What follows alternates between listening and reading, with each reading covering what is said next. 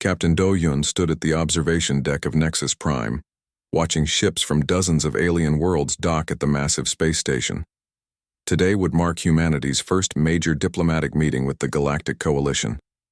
After 3 years of careful planning, humans were finally being invited to join the galaxy's most important alliance. The space station was enormous, bigger than any human city. Aliens of all shapes and sizes walked through its corridors. Some had blue skin and 4 arms, others looked like giant insects, and a few resembled walking trees. Do-Hyun had studied them all, but seeing them in person still amazed him. Dr. Min-seo joined him at the window, her tablet showing the day's schedule. She was humanity's best expert on alien biology and had worked hard to prepare for this moment. "The children are excited," she said with a smile. "Hyunwoo keeps asking when he can meet a real alien." Do-Hyun nodded. Bringing the children had been a carefully planned decision. Human families stayed together, and the diplomatic team wanted to show the aliens that humans valued peace and trust. 5 children had come with their parents: 12-year-old Hyunwoo, 8-year-old Jiwon, 10-year-old Minho, 9-year-old Haeun, and 7-year-old Taiho. The main meeting hall was incredible. The ceiling was so high that clouds formed near the top. Representatives from 47 different species sat in specially designed chairs that fit their unique bodies. Humans had been given a small section near the back as newcomers to the coalition. Do-Hyun looked around at the other delegations. The Valkyrie hegemony had the largest group. They were tall, gray-skinned beings with no visible emotions on their faces. Their leader was Security Chief Thavek, known for his strict following of coalition rules. The Zephyrian Republic had sent several of their floating, jellyfish-like representatives who communicated through color changes. The meeting began with formal introductions. Each species presented their achievements and contributions to the coalition. When it was humanity's turn, Do-Hyun stood up and spoke about Earth's desire for peaceful cooperation and trade. "Humans bring new ideas and strong work ethics," he said. "We want to learn from you and share what we know. We believe in family, friendship, and helping others." Many aliens seemed interested, but Do-Hyun noticed that Thavek was staring at the human section with what looked like suspicion. The Valkyrie's large black eyes never left the area where the human children sat with their parents. The first few hours went well. Humans presented their technology, their art, and their scientific discoveries. Dr. Min-seo explained human biology and culture, trying to help the aliens understand how humans lived and thought. But when the discussion turned to trade agreements, problems began. The Valkyrie wanted humans to give up rights to several star systems that humans had already claimed. Other species demanded that humans share all their technology immediately, without getting anything in return. "These terms are not fair," Do-Hyun said calmly. "Humans are willing to trade and share, but we need agreements that help everyone." Thavek stood up, his tall frame casting a shadow over the human section. "Humans speak of fairness, but they bring emotional manipulation to these sacred halls," he said, his voice cold and mechanical. Dr. Min-seo looked confused. "What do you mean by emotional manipulation?" Thavek pointed directly at the children. "You bring your offspring to influence our decisions. You use their presence to make us feel sympathy for your weak species. This is against coalition protocols." The human adults looked at each other in shock. Do-Hyun stepped forward. "Our children are here because humans are family-oriented. We wanted to show you that we come in peace, that we trust you with our most precious—" "Silence," Thavek interrupted.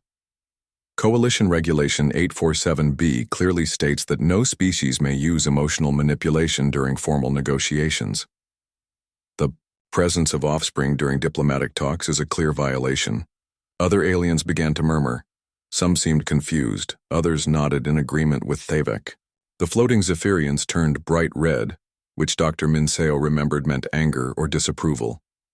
Administrator Veltar, the coalition's chief diplomat, called for order.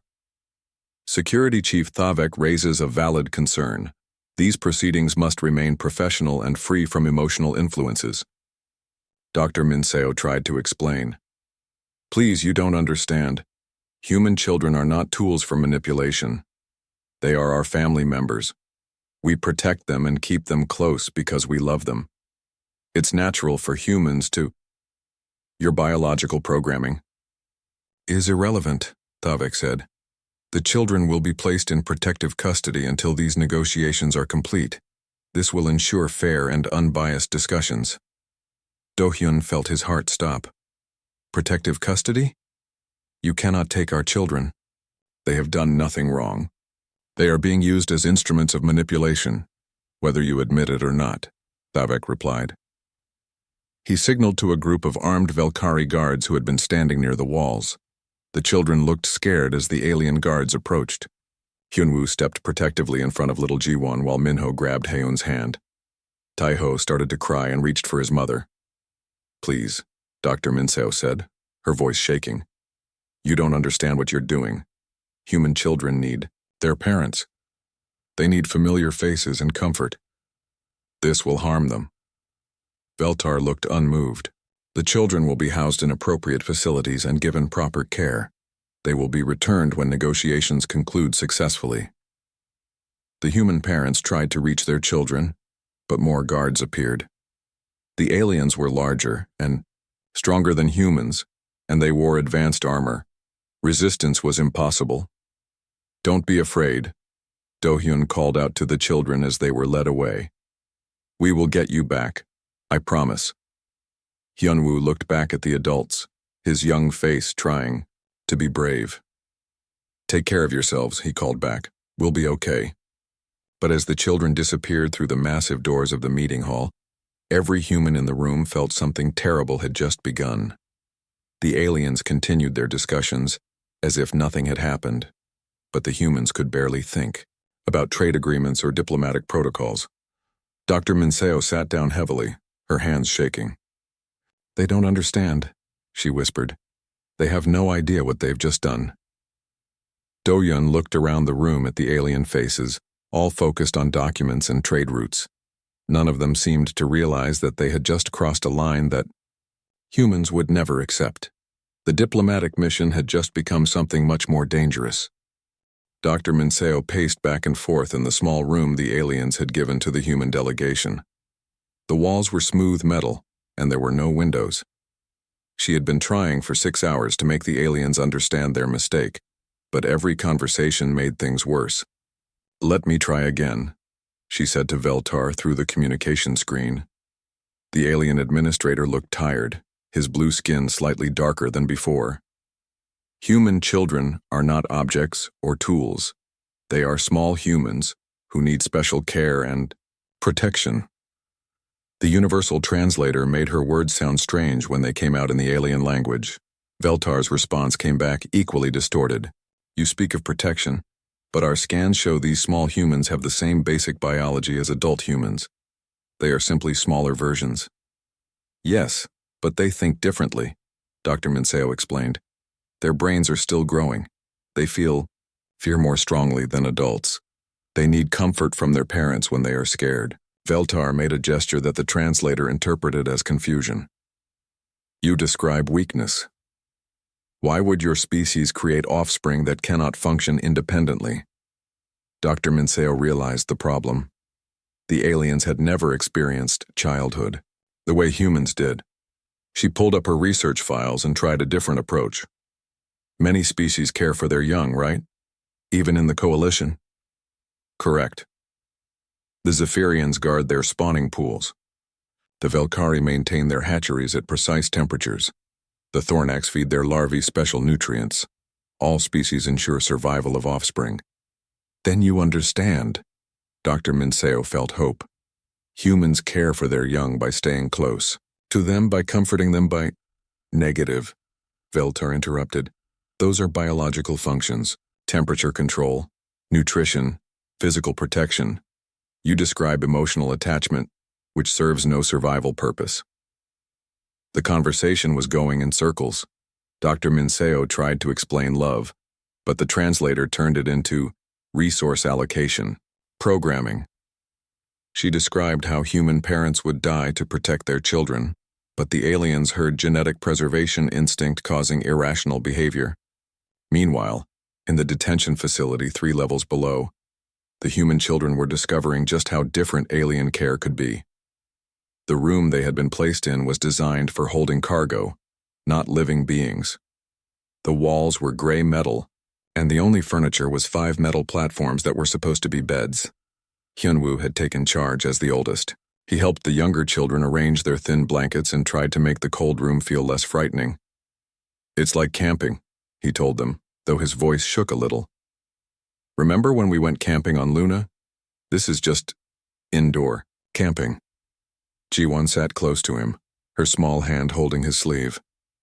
"When are our parents coming back?" she asked for the 20th time. "Soon," Hyunwoo promised, though he was starting to doubt it himself. "They're probably just finishing their meetings." The alien guards checked on them every few hours. They were Velkari, tall and gray with no expressions on their faces. They brought food that was nutritionally correct for humans but tasted like metal paste. They ensured the room temperature was exactly what human bodies needed. They provided water that was clean and safe. But they did not understand why little Taeho cried every night, or why Haeun kept asking for her mother, or why Minho had stopped eating. To the aliens, the children were being given everything necessary for survival. The crying and distress were just noise that served no purpose. Small human Diro 3 continues to leak water from its optical sensors. One guard reported to his superior. "Should we repair the malfunction?" "No repair needed," came the reply. "Human biology includes water leakage during emotional states. Monitor for actual system failures only." Dr. Minseo finally managed to get permission to send a message to the detention facility. She recorded a video for the children, hoping it would help them feel less alone. "Hello, brave ones," she said, smiling at the camera, even though her eyes were red from crying. "We are working very hard to bring you home. The aliens are not bad, they just don't understand humans yet. Be strong for each other, and remember that your parents love you very much."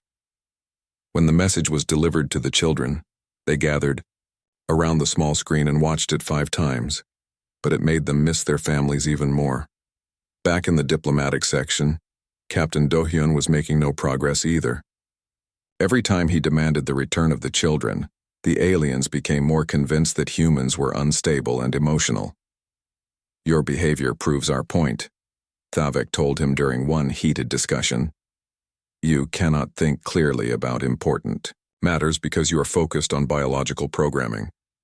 This is exactly why the offspring had to be removed." "They are not offspring," Do-hyun said, his voice getting louder. "They are children. They are Hyunwoo and Jiwon and Minho and Haeun and Taeho. They have names and personalities and feelings. Emotional attachment to individual units shows inefficient resource management," Tavek replied. "Rational species focus on species survival, not individual preservation." Do-hyun stared at the alien, realizing that they were not just speaking different languages, they were thinking in completely different ways. To the Velkari, children were just small adults who needed basic care until they could function independently. The idea that they needed love and comfort and familiar faces was impossible for them to understand. That night, Jiwon became sick. The stress and fear had been building up in her small body for days, and she developed a fever. She cried for her mother, but the alien guards could only adjust the room temperature and provide medicine. Hyunwoo held her hand and sang the lullabies her mother used to sing. The other children gathered around, trying to help in the only way they could. But Jiwon's fever got worse and she started having trouble breathing. "Please," Hyunwoo said to the guards. "She needs her mother. She needs human doctors who understand how to help sick children." The guards scanned Jiwon with their medical equipment. Small human 002 shows elevated internal temperature and increased respiration rate, administering standard fever reduction protocol. But their medicine was designed for alien biology, adjusted for human chemistry. It helped a little, but Jiwon was still sick and scared and crying for her family. Word of Jiwon's illness reached the human delegation, and Dr. Minseo became desperate. She tried to explain to Veltar that human children could become seriously ill from emotional distress, but the alien administrator just looked confused. "Emotional states cannot cause physical illness," Veltar said. That would be an inefficient biological design. But it's true for humans, Dr. Minseo insisted. Our minds and bodies are connected. Fear and sadness can make us sick, especially children. As the hours passed and Jiwon's condition worsened, Dr. Minseo realized that no amount of explanation would make the aliens understand. They saw the universe in terms of logic and efficiency. The complex emotional needs of human children were completely outside their experience.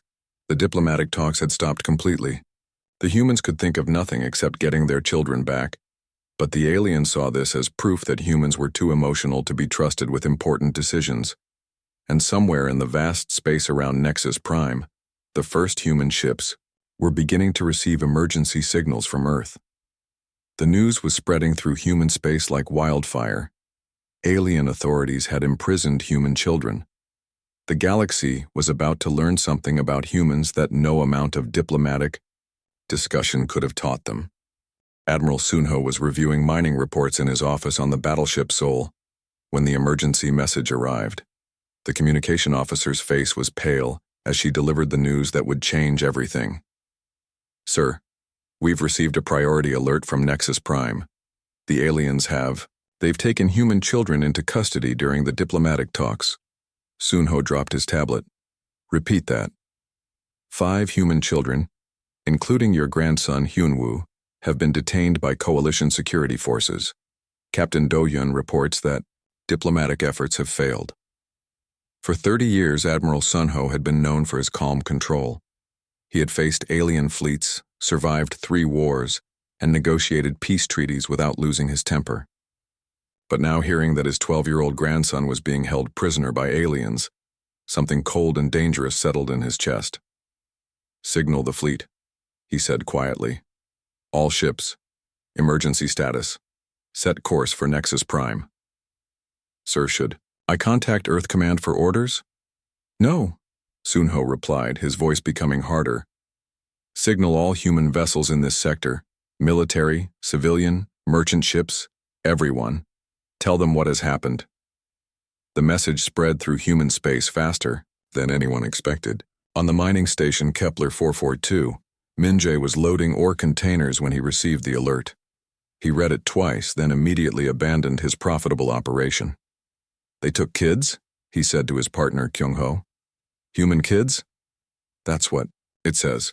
5 children, ages 7 to 12. Min-jae was already moving toward their ship. We're going to Nexus Prime. Are you crazy? We're not military. We're miners. Those are human children, Min-jae said simply. That's all I need to know. Across human space, the same scene was repeated thousands of times. Farmers left their crops, traders abandoned their routes, families packed their ships and headed toward coalition space. The response was not organized or planned. It was instinctive, automatic, and unstoppable. Dr. Soo-young had been working at a research station near the Zephyrian homeworld when the news reached her. She was humanity's leading expert on alien psychology and had spent years building relationships with coalition species. When she heard what had happened, she immediately contacted her Zephyrian colleagues. You have to help me make them understand, she told Dr. Zeiftal, her research partner. The coalition has made a terrible mistake. The Zephyrians' color patterns showed confusion. Human offspring were secured for proper care. This follows standard protocols. No, you don't understand, Dr. Soo-young said urgently. Humans have a biological response to threats against children that you've never seen before. Every human in the galaxy will respond to this. Biological response? You mean territorial aggression? Worse than that. You're about to see what happens when an entire species goes into protection mode. But Dr. Zeiftal could not grasp what she was trying to explain. No species in the coalition had ever shown the kind of unified response that was now building in human space. Back on Nexus Prime, the situation was getting desperate. Jiwon's fever had not broken, and she was becoming weaker. She lay on the metal platform that served as a bed, calling softly for her mother between fits of coughing. Hyunwoo had barely left her side.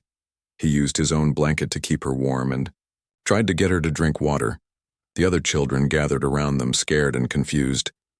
I want to go home, Haeun whispered. Me too, said Minho. "Why won't they let us see our parents?" Taiho, the youngest, had stopped talking completely. He just sat in the corner staring at the wall with wide, frightened eyes. The Velkari guards watched them but did nothing to help beyond providing basic medical scans. They saw the children's distress as normal biological functions that would resolve themselves. Dr. Minseo had been allowed to see the children once, but only through a thick glass barrier. She could see how scared they were, how pale Jiwon looked, how tired Hyunwoo had become from trying to take care of everyone. "Please," she begged Veltar, "let me go to them. They need human comfort, human touch. Your medical care is not enough. The juveniles are receiving adequate nutrition and medical monitoring," Veltar replied. "Additional contact would only reinforce their emotional dependency." "Emotional dependency is not a weakness," Dr. Minseo shouted, finally losing her professional calm. "It's how humans survive and grow. You're torturing them." Veltar's expression did not change. Emotional responses indicate system instability. This confirms that separating the juveniles was the correct decision. Meanwhile, the first human ships were arriving in the space around Nexus Prime. Admiral Sunho's fleet consisted of 12 military vessels, but they were quickly joined by hundreds of civilian ships. Miners, traders, explorers, families, anyone who could pilot a spacecraft was coming. The coalition authorities were baffled by the response. In their experience, diplomatic incidents were handled by governments and military leaders. They had never seen entire populations mobilize over a single event. "Why are so many human vessels approaching?" Administrator Veltar asked Captain Do-hyun. "This is a diplomatic matter, not a military crisis." Do-hyun looked at the alien with something like pity. "You still don't understand, do you? You didn't just take our children. You declared war on every human family in the galaxy." "That is an extreme interpretation. We secured 5 juveniles to ensure proper negotiating conditions. Those 5 juveniles are somebody's children. Hyunwoo is Admiral Sunho's grandson. Jiwon's mother is Dr. Yuna, our best pediatric specialist. Minho's father commands a mining fleet. Each of those children has parents, grandparents, aunts, uncles, family friends who love them." For the first time, Veltar looked uncertain. "Love is emotional attachment. It should not affect logical decision-making. You're about to learn just how wrong you are about that," Do-hyun said. In the detention facility, Jiwon's condition was worsening. Her fever spiked again, and she began having trouble staying awake. Hyunwoo was frantic, calling for the guards, and begging them to get human doctors. "She's really sick," he told them. "She needs her mother. Please just let her mother come see her." The guards scanned Jiwon again and administered more alien medicine, but it was not helping. They were designed to handle alien biology, not the complex emotional and physical needs of human children under extreme stress. As night fell on Nexus Prime, more human ships continued to arrive. The coalition authorities watched in growing alarm as the number of vessels grew from hundreds to thousands. Every ship carried angry humans demanding the return of their children. And in the command center of the battleship Seoul, Admiral Sunho studied tactical displays and made preparations that would shock the galaxy. He was no longer thinking like a diplomat or a military officer following orders. He was thinking like a grandfather whose family had been taken from him. The coalition was about to discover that when humans believed their children were in danger, there was no force in the universe that could stop them from getting them back. The space around Nexus Prime had never seen anything like it. 847 human ships floated in perfect formation, from massive military dreadnoughts to tiny personal shuttles. Every vessel bore the same message on its hull: "Return our children." Admiral Sunho stood on the bridge of the Seoul's Promise, watching the coalition fleet scramble to respond. Their ships were more advanced, but they were outnumbered 3-1. More importantly, they were facing something they had never encountered before: an entire species united by a single purpose. Captain Yoonji joined him at the main display. She was young for a capital ship commander, but she had earned her position through skill and determination. "Sir, coalition ships are moving to defensive positions. Should we deploy weapons?" "Not yet," Sunho replied, "but make sure every ship in our fleet is ready. When we move, it will be fast and final. On Nexus Prime, Administrator Veltar was receiving reports that filled him with confusion and growing fear. "How many more human ships are coming?" he asked his aide. "Unknown, sir. Our long-range sensors show at least 300 more vessels approaching from various directions. Some appear to be military, others are clearly civilian." Civilian ships? Why would non-military humans respond to a diplomatic incident? Veltar's aide consulted his datapad. "Intelligence suggests that humans form emotional bonds not just with their immediate offspring, but with all young humans. They appear to view any threat to human children as a threat to their entire species." For the first time since the crisis began, Veltar felt something that might have been fear. "Contact Security Chief Thavek. We need to understand human psychology better." But Thavek was having problems of his own. The human children in detention were becoming increasingly difficult to manage. Jiwan's fever had spiked again, and she was barely conscious. Hyunwoo had become protective to the point of aggression, refusing to let the Velkari guards near her unless they brought human medical help. The older juvenile shows signs of territorial behavior, Thavek reported to Veltar. "He has positioned himself between the sick one and our medical personnel. Sedate him if necessary," Veltar replied. "Sir, that might cause the other juveniles to become more aggressive. They appear to follow his leadership." Veltar was beginning to realize that human social structures were far more complex than coalition intelligence had suggested. The children were not just individuals being held in custody, they were a family unit that supported and protected each other. The moment that would define the crisis came when Admiral Sunho finally boarded Nexus Prime for direct negotiations. He came with only a small security detail, but his presence seemed to fill the entire docking bay. Coalition officials who had dealt with many species recognized something dangerous in the way he moved. Controlled power barely held in check. Veltar met him in the main conference room, surrounded by coalition security. The administrator tried to maintain diplomatic protocol. "Admiral, we welcome this opportunity to resolve our misunderstanding through peaceful discussion."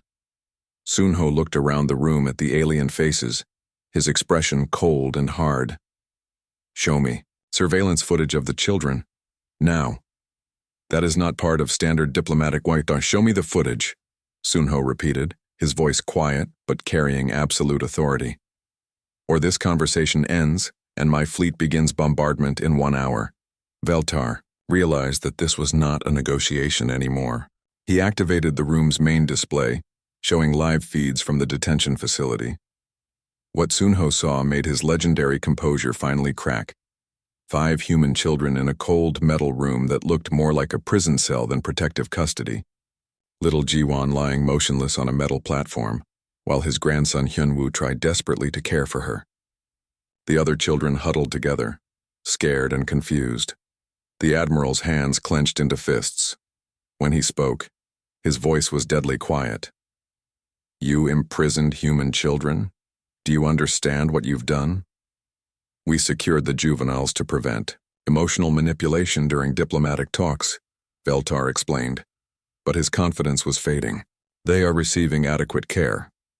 "Adequate care?" Sunho's voice rose for the first time.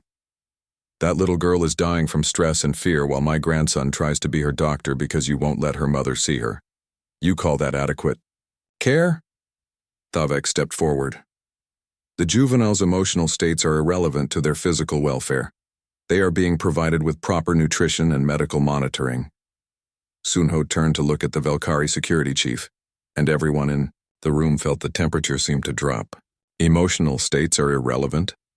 Let me explain something about human children since you clearly know nothing." He pointed at the screen showing Hyunwoo holding Jiwan's hand. "That boy is 12 years old. He should be playing games and learning about the universe. Instead, he's watching a little girl suffer and trying to be brave for the other children because you've taken them away from everyone who loves them." "Love is merely biological programming," Thavek replied. "It serves no practical purpose." "No, practical purpose?" Sunho's laugh was cold and bitter. "Look outside at my fleet. 800 ships from across human space. Farmers, miners, traders, families, all abandoning their lives and livelihoods to come here. You want to know the practical purpose of love? It's what turns ordinary humans into an unstoppable force when our children are threatened. Veltar was beginning to understand the magnitude of their error. You speak as if all humans would fight for children that are not their own genetic offspring. That's exactly what I'm telling you, Sunho said. Every human in that fleet would die before letting harm come to those 5 children. And there are billions more humans throughout the galaxy who feel the same way. He stepped closer to the aliens and his voice became deadly serious. You've made the worst mistake in Coalition history. You've shown humanity that alien authority figures will imprison our children when it suits their purposes. You've broken the one rule that no human will ever forgive or forget. What rule? Veltar asked, though he was beginning to fear the answer. You never ever threaten human children. Not our own, not our neighbors, not any human child anywhere. Because when you do, you don't face one angry parent or one military unit. You face all of us. On the surveillance screen, Jiwon stirred, weakly, and called for her mother. Hyunwoo leaned down to comfort her, his young face showing exhaustion and worry far beyond his years. That little girl needs her mother, Sunho said quietly. She needs human doctors who understand human children. She needs to be held and comforted and told that she's safe. Instead, she's dying slowly in a metal box while her family is kept away by alien guards. He turned back to Veltar and Thavek. So I'll ask you one more time. Do you understand what you've done? Veltar looked at the screen, then at the tactical display showing the human fleet, then at the cold fury in Admiral Sunho's eyes. For the first time, he began to grasp that the Coalition had not just made a diplomatic error. They had awakened something in humanity that they were completely unprepared to handle. What do you want? Veltar asked quietly. I want my children back, Sunho replied. All of them, healthy and safe and returned to their families. And I want guarantees that this will never happen again. And if we refuse? Sunho's smile was sharp and dangerous. Then you'll discover what happens when humans stop being reasonable and start being protective. And I promise you, that's not something any species in this galaxy wants to experience. The room fell silent except for the sound of Jiwon's weak coughing from the surveillance feed. The fate of the Coalition's relationship with humanity hung in the balance, and everyone knew it. The medical bay doors burst open as Dr. Yuna rushed inside, followed closely by Engineer Dongwoo. They had been granted emergency access to the detention facility after Admiral Sunho's ultimatum left the Coalition with no choice but to allow human medical personnel to treat the children. Yuna stopped short when she saw her daughter. Jiwon lay unconscious on the cold metal platform, her small body looking even tinier in the harsh alien lighting. Hyunwoo sat beside her, holding her hand and looking up at the adults with exhausted relief. Mom's here, he whispered to Jiwon, though she couldn't hear him. I told you she'd come. Yuna knelt beside her daughter, her medical scanner already working. Severe dehydration, elevated stress hormones, fever, and signs of psychological trauma, she reported to Dongwoo. How long has she been like this? 2 days, Hyunwoo answered. She keeps asking for you. The alien medicine doesn't help much. Dongwoo was checking the other children. Minho and Haiyun were showing signs of stress and malnutrition, while little Taeho had not spoken a word since they arrived. All 5 children were suffering from what humans called psychological trauma, something the Coalition medical systems had never encountered. We need to get them out of here immediately, Yuna said into her communicator. This environment is making them sicker. Back in the conference room, the negotiations had reached a critical point. More Coalition representatives had arrived, including moderate leader Zephys of the Aquiline Confederation, who had been studying human behavior since first contact. Administrator Veltar, Zephys said, her voice carrying the authority of someone who spoke for billions. I have reviewed the situation, and I believe we have made a serious error in judgment. The juveniles were secured according to proper protocols, Thavek insisted, but his voice lacked its earlier confidence. Proper for whom? Zephys asked. Our protocols were designed for species that view offspring as biological investments to be managed efficiently. Humans are different. They form emotional bonds that create psychological interdependence. Veltar looked confused. Are you saying humans are psychologically defective? No, Admiral Sunho said firmly. We're saying humans are psychologically different. Our children are not just small adults who need food and shelter. They are developing individuals who need love, comfort, security, and family bonds to grow properly. Dr. Minseo stepped forward with her datapad. I've been trying to explain this for days. Human children who are separated from their families can become seriously ill, even die, from emotional distress alone. It's not weakness. It's how our species evolved. Zephys studied the medical reports that Dr. Yuna was transmitting from the detention facility. These readings show physiological damage caused by psychological stress. This is beyond our previous understanding of any species, which is why this can never happen again, Admiral Sunho said. Human children are not political tools or negotiating pieces. They are our most precious responsibility, and we will protect them at any cost. Veltar was beginning to understand the full scope of the crisis. The human fleet outside they would actually fight a war over 5 children? We would fight a war over 1 child, Sunho replied simply, and we would win. Because when humans fight to protect their young, we don't fight for territory or resources or political advantage. We fight for survival itself. The moment of truth came when Dr. Yuna's voice crackled over the communication system. I need to move Jiwan to proper medical facilities immediately. She's going into shock. That single sentence changed everything. Suddenly, the situation was no longer about diplomatic protocols or coalition regulations. A human child was dying, and everyone in the room could hear the desperation in her mother's voice. Zephys stood up. Security Chief Thavek, release the human children to their families immediately. All restrictions are lifted. But the protocols are wrong, Zephys said firmly. We created rules based on our understanding of known species. Humans are teaching us that our understanding was incomplete. Administrator Veltar nodded slowly. Release them. Full medical support, whatever the humans need. The next few hours were a blur of activity. The children were moved to the station's best medical facility, where human doctors worked alongside alien specialists to treat their physical and emotional trauma. Jiwan stabilized once she was reunited with her mother, her fever breaking within hours of being held and comforted. Hyunwoo finally allowed himself to rest once he saw that all the younger children were safe with their parents. Minho and Hyun clung to their families, while little Taiho slowly began to speak again when his father held him. But the real changes were happening in the conference rooms and communication centers throughout the station. The coalition was frantically trying to understand what they had almost triggered. Our intelligence was completely wrong, Veltar admitted to his advisors. We thought humans were like other species, rational actors who would negotiate for the best outcome. We didn't understand that they have psychological triggers that override all other considerations. Zephys was in communication with her government. The human fleet is still out there, she reported. Nearly 1,000 ships and more arriving every hour. They won't leave until they're satisfied that this will never happen again.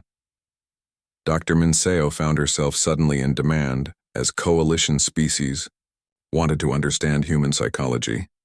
The key thing you need to remember, she explained to a group of alien diplomats, is that humans don't separate logic and emotion the way you do. When our children are threatened, emotional responses become logical responses. But emotions lead to poor decision-making, one diplomat argued. Not when it comes to protecting children, Dr. Minseo replied. Human parents who appear to be acting irrationally are actually following millions of years of evolutionary programming that has kept our species alive. A human who won't fight for their children is a human who won't survive long enough to pass on their genes. The final negotiations took place 3 days later, when the children had recovered enough to leave the medical facility. Admiral Sunho met with the full Coalition Council, but this time the tone was completely different. We propose a new set of protocols, Zephys announced, specifically designed to address human family structures and child-rearing practices. No human children will ever again be separated from their families during diplomatic proceedings. Furthermore, Veltar added, we are establishing a permanent Human Cultural Advisory Board to help prevent future misunderstandings. Dr. Minseo has agreed to head this new organization. Admiral Sunho nodded his approval, but his expression remained serious. These are good first steps, but I want everyone in this room to understand something clearly. He stood up, and every alien representative focused on his words. What you saw outside had nearly 1,000 human ships responding to protect 5 children. That was not our military responding to orders. That was ordinary humans making individual decisions to drop everything and come here. Farmers, miners, shop owners, grandparents, teenagers who just got their first ship license. The room was silent as the implications sank in. Every human settlement in the galaxy is connected by communication networks, Sunho continued. If this happens again, if any human child is threatened by alien authorities anywhere, the response won't be 1,000 ships. It will be tens of thousands, maybe hundreds of thousands. You speak as if humans would abandon their lives for children they don't even know, one representative said. That's exactly what we do, Sunho replied, because we understand something that you're just learning. Children are not just the future of our individual families. They are the future of our entire species, and humans will sacrifice everything to protect that future. The meeting ended with the signing of new accords that would change how the coalition interacted with human families forever. But the real change was deeper than any written agreement. As the human fleet finally began to disperse, returning to their homes and lives across the galaxy, they carried with them the knowledge that they had achieved something unprecedented. An entire species had responded as one to protect their young, and the galaxy had taken notice.